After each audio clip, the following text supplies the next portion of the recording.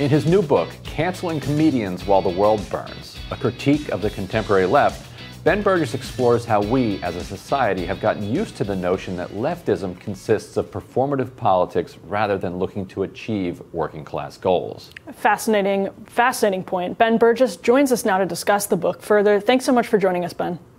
Yeah, thank you so much for having me.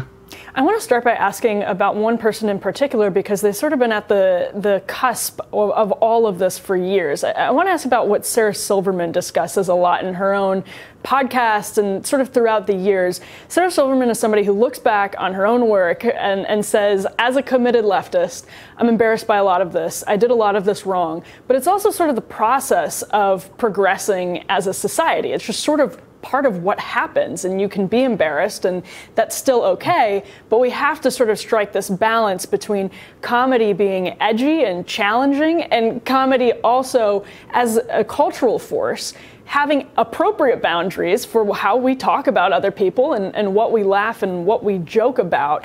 What do you make of this sort of reckoning in the industry? It's sort of split right now. There are some people who are with Sarah, and some people are sort of very hardcore in the other direction. Even people on the left, saying we should not have boundaries. We should not think about these things. We should be decent people. Cat Williams had interesting comments on this the other week. But what do you make of the dynamic in the industry right now as it reckons with how to be a good sort of person while also being challenging as a comedian in this current climate? Yeah, I mean, I think that part of the question is what comedy is for and what it's not for. So I think that, like, a lot of times, anybody who says absolutely nothing is ever off limits, I'm never offended by anything, is probably a little bit deluded about themselves. There probably are things that would offend them, realistically. But I think that the impact of the culture war on comedy tends to be very bad for comedy in both directions. The more people are worried about stuff like that, the less interesting it's going to be, certainly. And you end up getting this sort of insufferable woke pseudo comedy that's really more about inspiring clapping than laughter. And conversely, you get endless sort of hacky specials that start with even good ones that start with like 10 minutes of nobody can tell a joke anymore, sort of, the most predictable hacky stuff in the world that just gets really tedious to watch or listen to. But I guess that the bigger question that I would raise is, why do we care so much, right? In other words, like, when I see people criticizing the content of like a Dave Chappelle special as if Chappelle were running for a leadership position in DA, and this were his candidate statement, and everything was meant literally. I wonder what's going on there. And I think that it's the flip side of the reason that, during the Bush years, so many people were willing to follow Jon Stewart and Stephen Colbert to Washington, D.C. To a rally, which is this kind of confusion about what comedy can do. I think it's a form of entertainment. At best, maybe at its very best, maybe it's a form of art, but it's certainly not a tool for social change. And I think it's just going to be extremely ineffective in that, like any form of art is going to be as a tool for social change. Like, actual social change involves, organizing the working class and doing things in the real world. And I think that when people get confused into thinking that comedy or some other art form is going to be a form of social change in itself, they end up with this really weird moralistic focus on what's going on there that doesn't really make sense in its own terms, and that really redefines politics in an unhelpful way, away from being about systems and structures to the moral evaluation of individuals. Is Bill Burr a good person?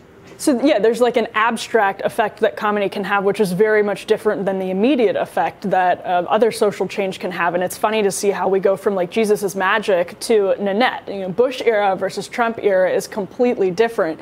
But the arc is puzzling. And looking for comedy and for art and for film as places to make social change makes sense if you feel like you're powerless to make any change through the political system.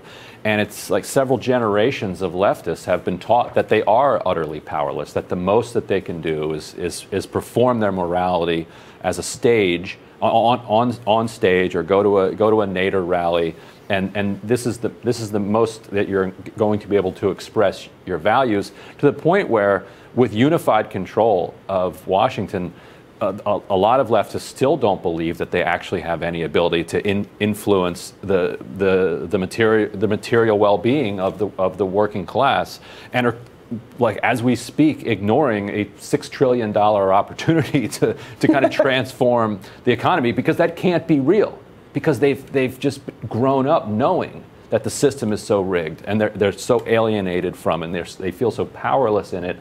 And you write about this alienation and this powerlessness, and how that fuels this what was call-out culture and now is called cancel culture, and drives people to try to, I don't know what they're trying to do, actually. You bring up the Barbara Ehrenreich tweet as one interesting example. So tell us a little bit about the momentary Ehrenreich cancellation as a metaphor for this phenomenon more broadly. Yeah, so Barbara Ehrenreich is somebody who was involved in the peace movement, the women's movement, other social movements going back to the 1970s. She helped to found the Democratic Socialists of America. She most famously wrote a book called Nickel and Dimed, about how hard it is to make a living on minimum wage work. And so this is somebody with like really deep left commitments. And she tweeted out, a couple of years ago during the height of the Marie Kondo phenomenon, she tweeted something about how, aesthetically, instinctively, she's on the side of clutter anyway. But she said that she thought it said something about the decline of the United States as an imperial power, that so many people were now willing to watch this show with subtitles, that the Kondo wasn't doing in English. And if you never knew who Barbara Ehrenreich was, if this was your first experience of her, then okay, it's a tweet, it's 280 characters. I could understand reading that and thinking, oh, this is some sort of xenophobic, everybody should speak English, darn it, comment, and that's her point here. But if you know that she has been criticizing U.S. imperialism since Richard Nixon was president, you probably think that, like, she doesn't think that the decline of America as an imperial power is a bad thing.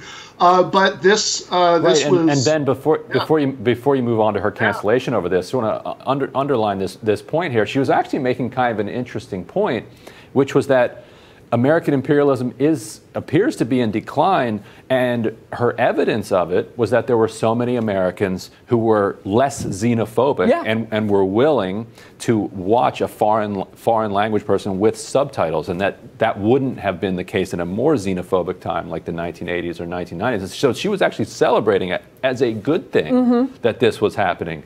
And so then, Ben, what ends up happening? Yeah, no, exactly right. And despite this, despite the fact that was the context, this was greeted by a massive pile-on that certainly included hundreds or thousands of people tweeting about this terrible racist thing that she tweeted, and even made it. I think there's an article in Newsweek that just casually referred to Barbara Ehrenreich's racist tweets. Gosh. And the thing that got me about this is that surely, like, the people who first saw this tweet and started reacting to it were people who followed Barbara Ehrenreich on Twitter. They had some idea of who she was, but all of the feedback mechanisms that are built into to social media platforms really reward this kind of instant reaction that you just react to things immediately, get that little dopamine rush of likes and retweets.